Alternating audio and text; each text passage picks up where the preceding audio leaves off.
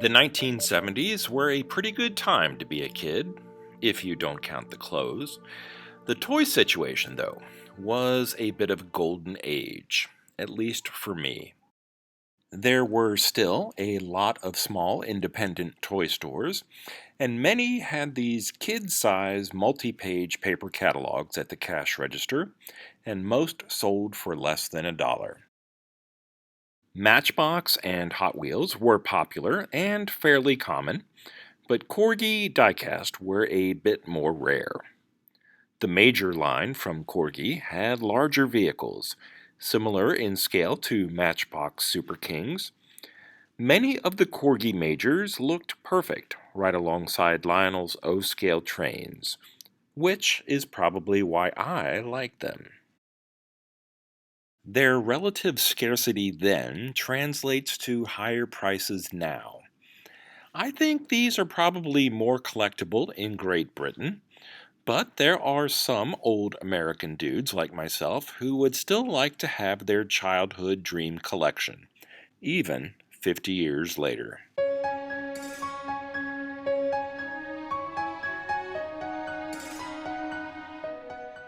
Just like toy trains, you really pay a premium for one of these in the original packaging. The nicer the box, the higher the price. So, I've been looking for something loose, something without a box.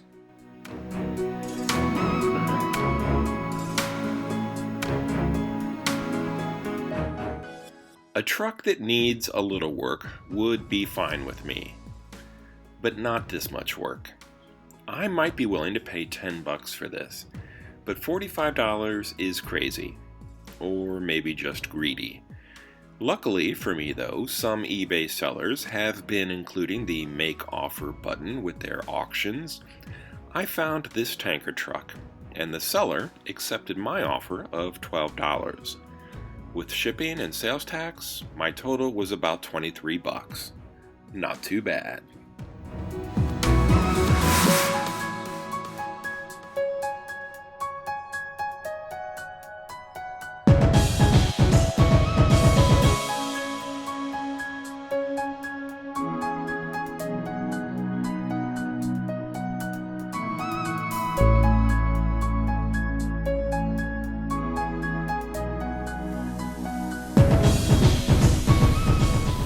I've been refurbishing a lot of Lionel F3 shells lately, and I think this project will be a nice change of pace. Because the seller had included so many detailed photos, there were really no surprises when I opened the box. This Corgi 1151 tanker truck is in pretty good shape. Nothing is broken or missing. The stickers, well, they show a little discoloration and maybe a minor rough edge or two, but nothing that bad.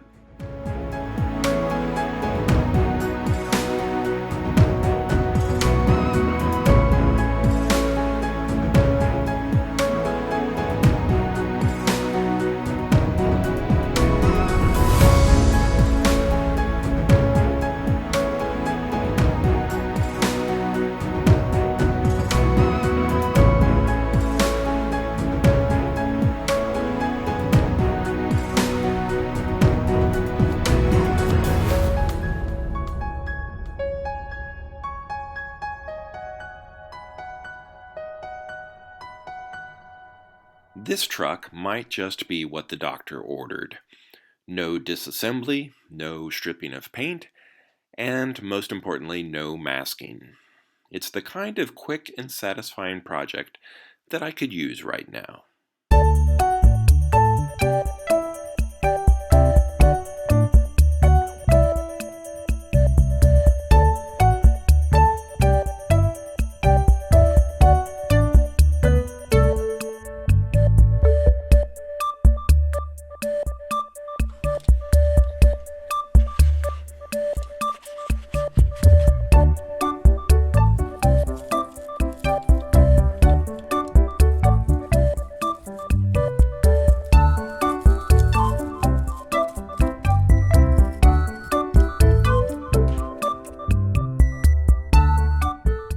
White paint is one of the easiest things to fix on these larger die-cast models.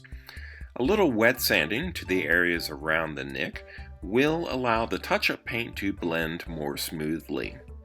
And since those nicks usually happen along the edges or corners, the repair will be even less noticeable than if it were in the middle of a larger flat surface like the hood, roof, or door.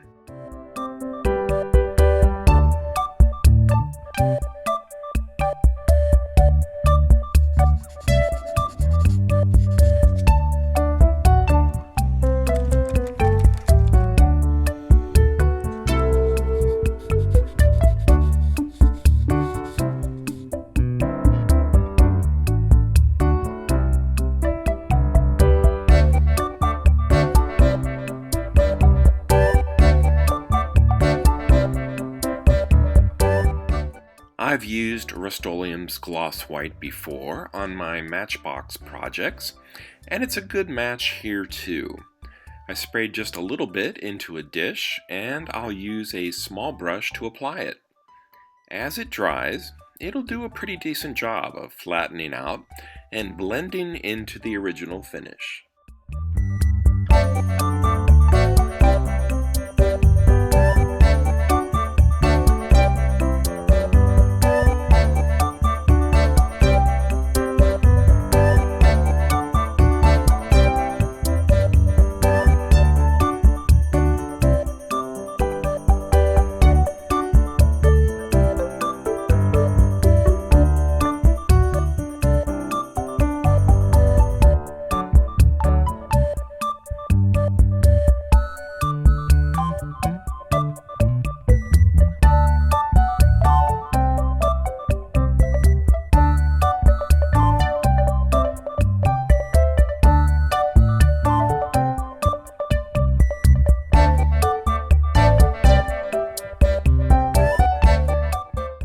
The trailer's color was a bit tricky to match.